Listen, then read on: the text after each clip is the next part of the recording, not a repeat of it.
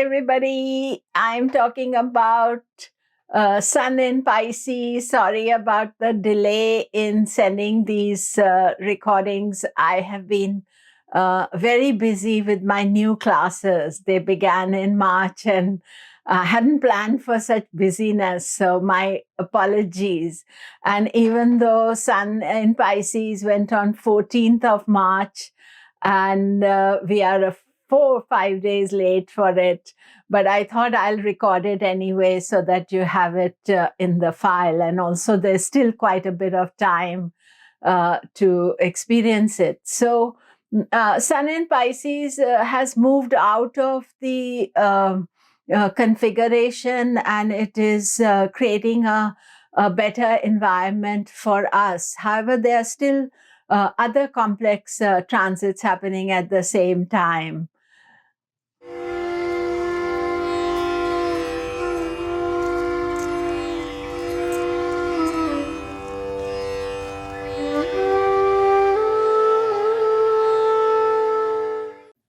Hello, I'm Komilla Sutton, and we are talking Sun in Pisces. Do remember to subscribe, press the bell notification. Sun in Pisces is from 14th March to 13th April. And I am sorry, I'm very late in posting this video. Normally, I have the videos ready, but this time it was so busy, and I start my courses at the beginning of March. So 7th of March, I started my courses. So there are 8 new courses and over 100 students to deal with. So in all that, my mind was so occupied, and I knew I was getting delayed. And I also want to thank all of you who also asked after me, thinking there's something wrong. It's wrong in a positive way, really, and I do apologize for the delay. But now things are all, everything is in place. So I am hoping to do regularly. I'm usually quite good at it. So my apologies. These are rare circumstances. So let us go to Sun in Pisces. So as you are aware that you see all the planets gathered in Capricorn and Aquarius, and then it is Moon was out of it, but it is Sun in Pisces that has created the planets in 4 signs. And this is a much better aspect. However, the planets are following the other. These are part of the Nabhasa yogas. There's sort of certain patterns in the sky. So what you're seeing is that while Sun and is in Pisces, Jupiter is in, and Mercury is in Aquarius, and the other planets are all Venus, Mars, Saturn in Capricorn. Rahu, Ketu are not taken into account in this configuration, and the Moon is at outside, so it's floating around outside. But on 24th, 25th, Moon is going to go into Sagittarius, and then it is 4 planets are Sagittarius, Capricorn, Aquarius, and Pisces. And this is like one of these fierce yogas. There are 4 types of yogas will be made. It's only 2 days configuration, but 4 types of yogas will be made. They are called, they are kind of a javelin, rod, danda, and yupa. So these are all connected to kind of fierce instruments of anger and destruction. So these configurations are still adding to the pressure that we are feeling, even though Sun has moved out and it is going to be in Pisces. It is not facing any obstacles, and end of this transit on the 13th, Jupiter will join, and there will be a Sun-Mercury conjunction. Mercury is there, but Mercury doesn't affect the Sun. Actually, it's good for the Sun. It's Mercury that gets affected, and I'm going to talk about Mercury in a separate video, and you can watch that. So this configuration, while Sun has released us from that concentration, there's still complications taking place, and we need to be aware of it. And, while, as I said, the Sun is not creating the problem, I think one aspect of Sun is because Sun has gone into Pisces, it is more calmer there, it's more careful there. And it's sort of expanding out of the issues that we dealt with. But I would say, as far as the world astrology is concerned, we are still facing some challenges on a personal level. The Sun is a clock and it is giving us a new dimension. However, the end of this transit on 13th of April, Sun is going to go into Aries, and it crosses the Gandanta point. Gandanta points are between water and fire signs. They are always very dramatic energy. And at the same time, on 13th of April, Jupiter changes signs to Pisces, and Rahu Ketu have changed into Aries Libra. So Sun moving into Aries means that Sun is going to have a Rahu conjunction, so something to watch out for, and for all of us to kind of remain in a calm, balanced state, and not overdoing things if we can. So the Gandanta on 13th, it's always a change and imbalance time, 13th of April. But Sun is going into its exaltation, which is its strong position. And by then, there's a major shift taking place in April, and Sun in Aries is going to create this sort of new, fresh ideas. Another important factor is the new moon in Pisces is called Ugadi. Ugadi is Yuga Adi, a new year, and this is studied for a political new year and what is happening to the world. And it's also called Chaitra Shukla Pratipada. I will be making a separate video about that. So different countries' charts are studied to understand what is happening. And I will make a separate video about that so that you can know more kind of the global political situation and the world situation for 22-23. So this new moon in Pisces is depending on what part of the world you are. It's mostly, I would say, on 1st of April, but like in California, it's starting midnight on 31st of March. But usually this Chaitra Shukla Pratipada chart is done for the capitals of the country to understand what each country is experiencing. So I will talk about that later.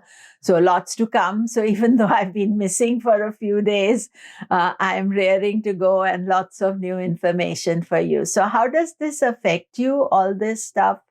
I think everybody should be aware that these are very unusual times. And in the aftermath of the planets Yuga Yoga, when all the planets were gathered at beginning of April, end of February, and before that, because things were gathering, and the tight conjunction between Mars and Venus and their planetary war, all these are complicated times. In the aftermath, things can't just suddenly be okay. So just generally, all of us have to deal with each day as it comes, and also try to keep your feet on the ground and be more realistic about situations.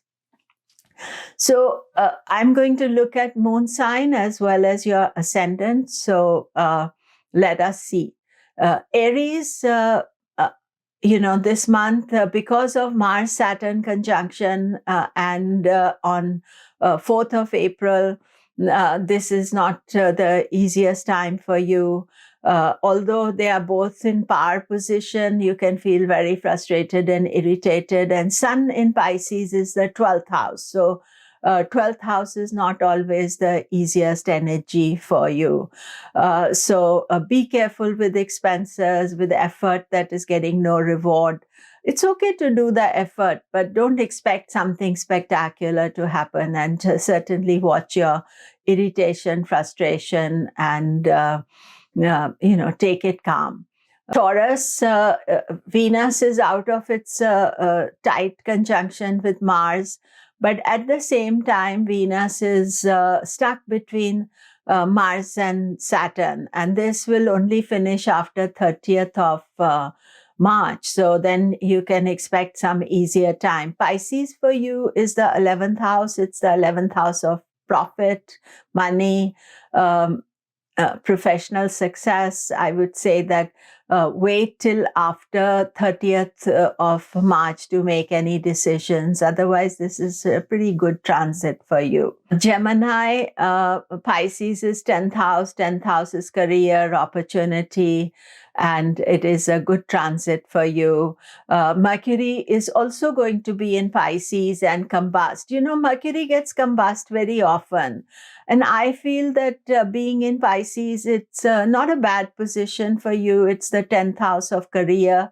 Just give yourself a little break and not overdo things. Cancer, Sun in Pisces, it is in your 9th house. Good luck, good opportunity.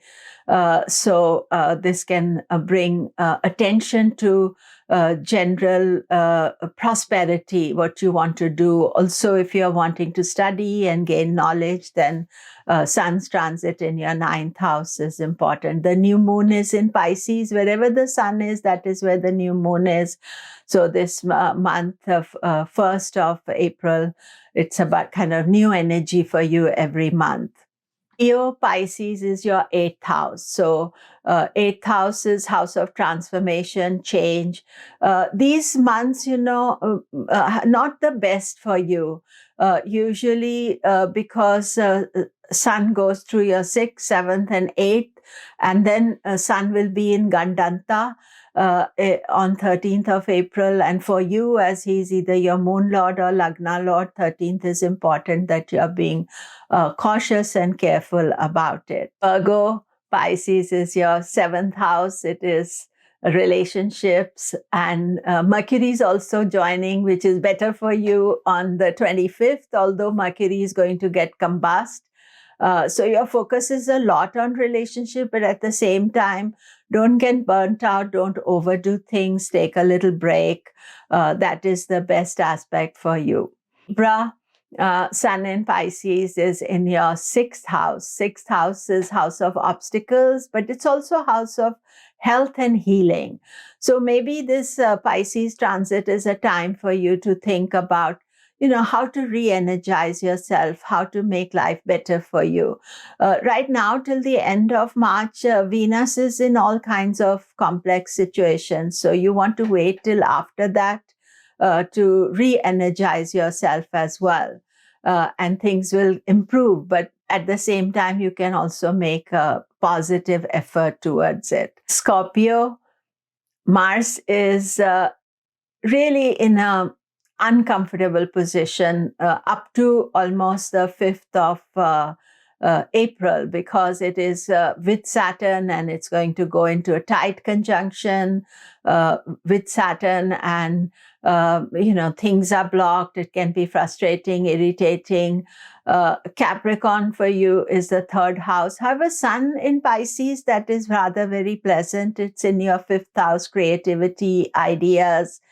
And I would say that I like to think when Mars, Saturn are going together is to organize yourself and have some, these are the things I want to accomplish. And if something is getting blocked, to be okay about it.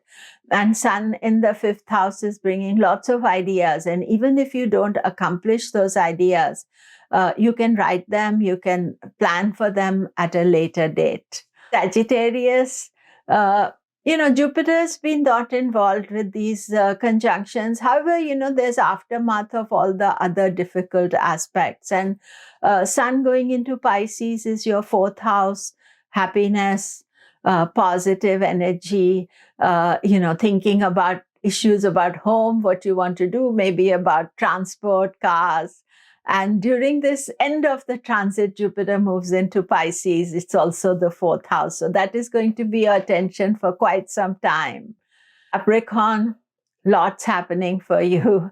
Even though Sun is in Pisces, 3rd house, self-effort, wanting to do things, initiative, but you have Saturn and Mars in your Lagna. And if you have Moon in Capricorn, Saturn, Mars on your Moon sign, so it is not the easiest energy because there's push and pull, wanting to do, being blocked, impulsive behavior that is not usually your type of behavior.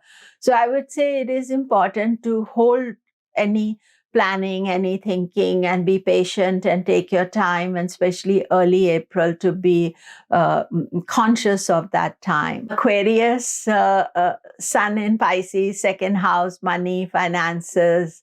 So good time to think about money, finances. However, there's your Lagna Lord, Moon Lord, all stuck with Mars still part of this transit. So that can be frustrating, things not going the way you want them to. And there's always this need to do sudden behavior, sudden things, and that may not be the best thing.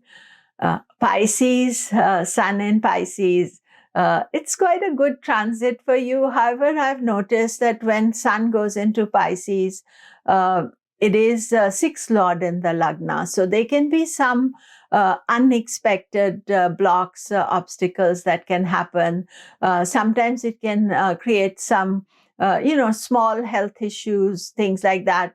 I think myself, I'm Pisces ascendant, and I'm finding that all kinds of things, like today we don't have any hot water in the house. So there are all sorts of irritating things that are happening with Sun in Pisces. So, be prepared for it and smile through the crisis, even though it's very irritating.